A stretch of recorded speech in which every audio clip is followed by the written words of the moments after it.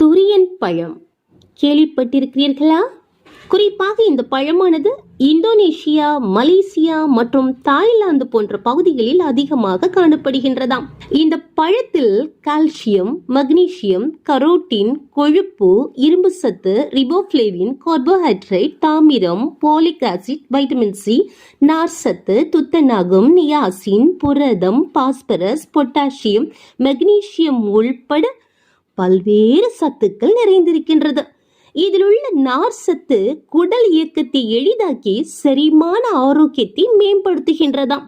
பெண்கள் கர்ப்ப காலத்தில் அவர்களின் எடையை ஆரோக்கியமாக பராமரிக்க கூட இந்த துரியன் பழம் உதவுகிறதாம். இதய ஆரோக்கியத்தை மேம்படுத்துவதோடு புற்றுநோயின் அபாயத்தை கூட குறைக்கிறதாம் இந்த துரியன். எனவே துரியன் பழத்தை உங்கள் உணவில் சேர்த்துக் கொள்ளுங்கள். ஆரோக்கியமாக வாழுங்கள். நன்றி.